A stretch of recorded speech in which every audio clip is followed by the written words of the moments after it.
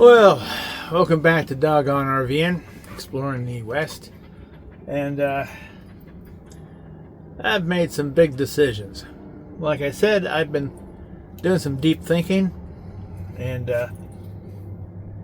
I woke up this morning with an epiphany. I know it's mid-winter up where I live, and it's off and on, you know, cold and hot, as far as if it's going to sunshine or rain or storm. But I've lived up there all my life, and I've lived through a lot worse than what they're having now.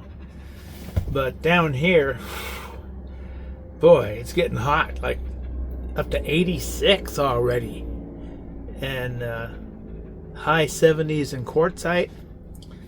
And I did my week-long weather forecasting to different spots along I-80, I-40, going east into New Mexico. And when you start gaining elevation, holy shit, does it get cold. I'm talking about lows in the 20s. Highs maybe 40, depends on where you go. And possibilities of snow and ice. And once you get out of the lower southern Arizona territory, southwestern area, and that, it starts getting terribly chilly and frosty, and boy, I figured if I want that, I'll go home. And I've been down here in the desert for a couple of months, 3 months, and been to the big tent, which I'll never go to again. It's a waste of time. Even though it's free, it's a waste of personal time. And oh, I think I've seen enough of this part of Arizona to last me a lifetime. And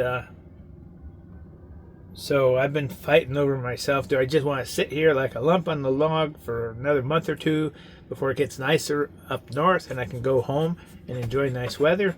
Or am I so bored with the desert and the dust choking on it? Everything's covered in it. No matter how often I wipe it down, it's like electricity. It just zaps all of them dust molecules right back to where it was. And I'm fed up with it, really.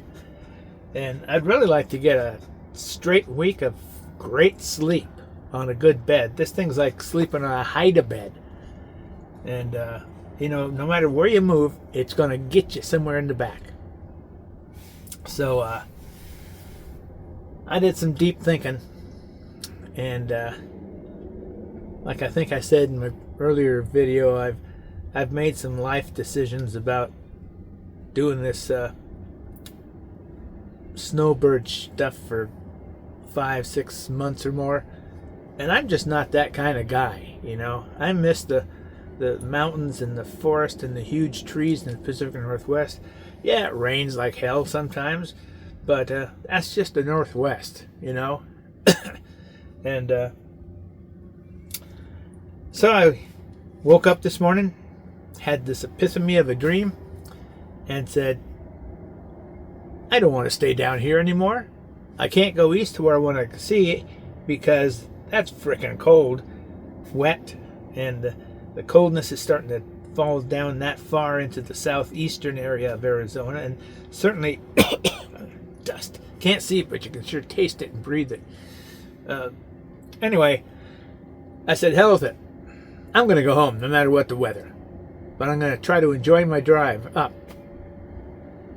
So I did all my week-long weather forecasting for different specific parts of the trip I would have taken if I went that way. And going up like 395 north, shit, it's snowing and freezing in Bishop. It's getting worse higher up towards Mammoth. And I figure, you know, I've been there in better weather. I don't want to go there in bad weather. I've never had this thing in the snow or the ice or anything like that, and I ain't gonna do it going home. So then the only alternative I had was to go through California, and I swear, you gotta be rich to live in that state.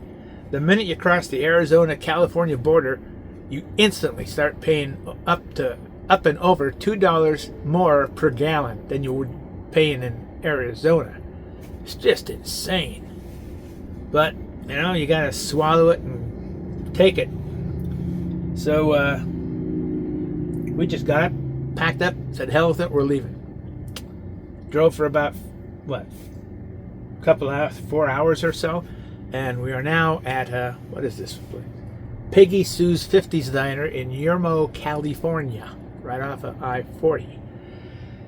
And tomorrow we're gonna get up at daybreak and take off, zip over to Bakersfield, jump on 99 because I want to stay off I-5. That's a nightmare, especially in California. So I'm going to go on 99 and zip all the way north up to possibly Lodi, to a harvest host there. Maybe further. It depends on how good a time I make. And I'm just going to work all my way up 99 to a point where I can easily cut west out to the coast.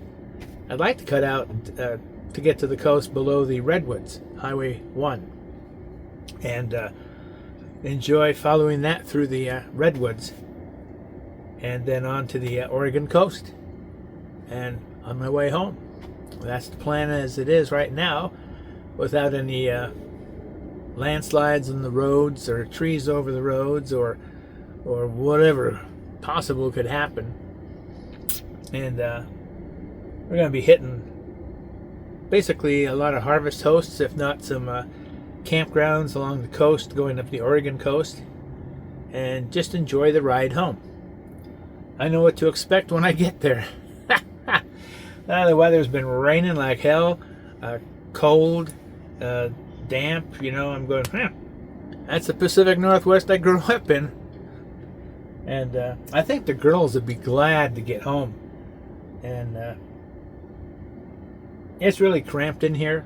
A little 19-foot RV with two very energetic puppies. They're just over a year, you know. Hard to believe. But they're going to love getting home and sniffing everything, getting familiarized with the home. And then in the big backyard with the forest in the background, they're going to just go berserk, you know. So,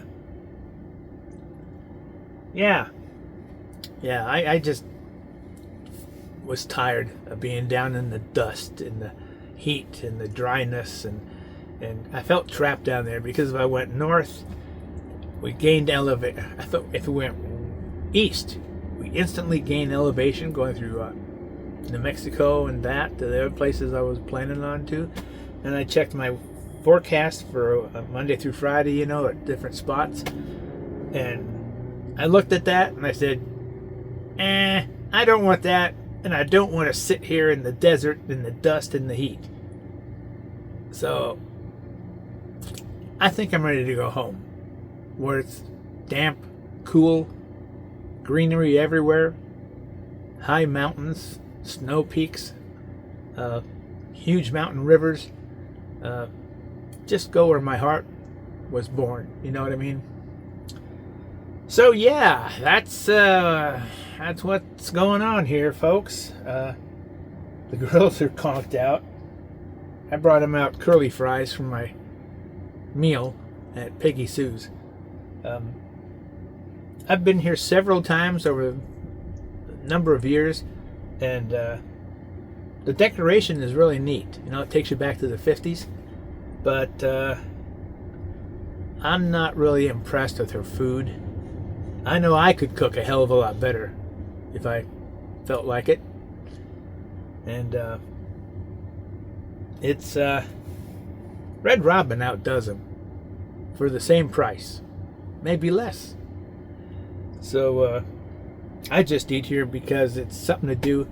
I don't eat all day, and if I know I'm coming here, because I'll just get one of their burgers or a couple of strawberry malts, you know. But yeah, we're gonna wake up tomorrow morning early and get the hell out of here, head north towards home. The trip's not over yet. I plan on enjoying the trip going home too. Hit some wineries on the way up, and get on the coast, go up through the redwoods, do some looking around up there. There's one campground up there that usually is pretty empty, so hopefully it'll be empty when I go up there, because that's where I'll stop.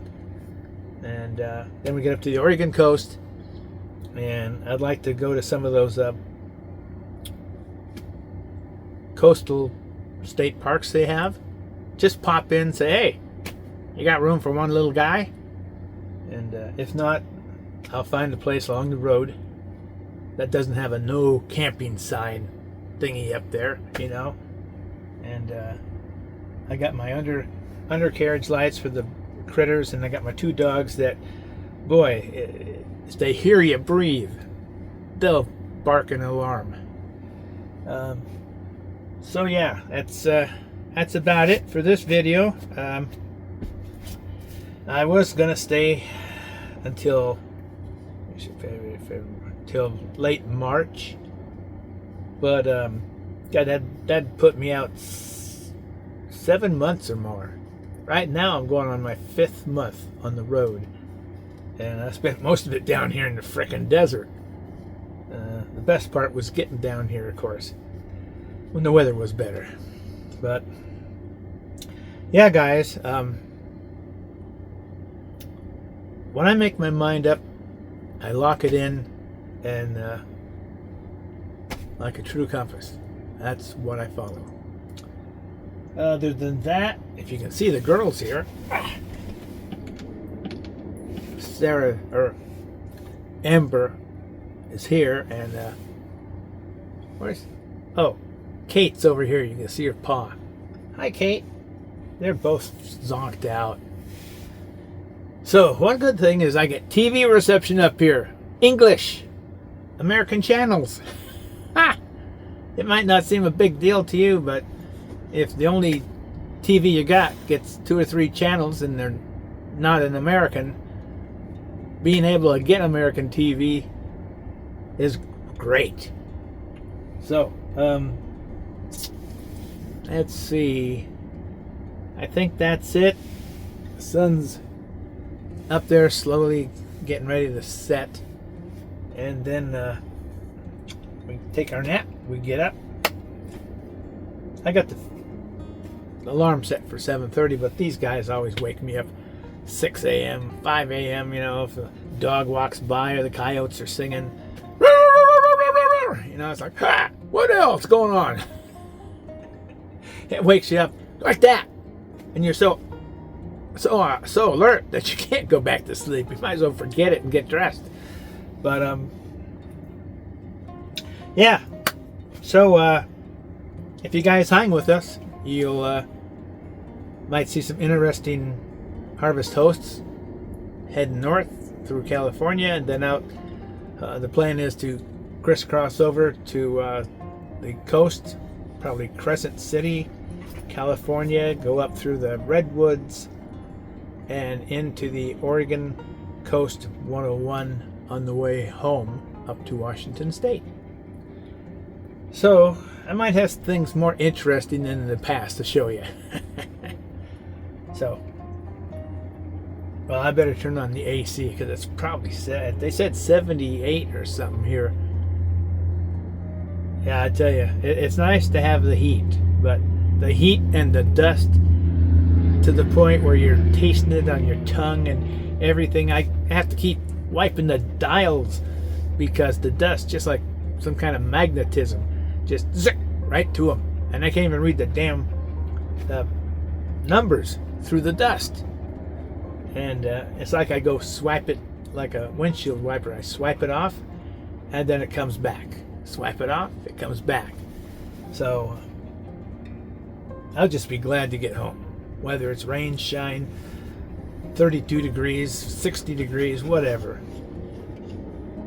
I've lived through a hell of a lot worse up there in my lifetime. So this is just normal. I wish it wasn't normal, but it's normal. Okay, guys, so what you doing? Let me see if I can turn this so you can see Kate.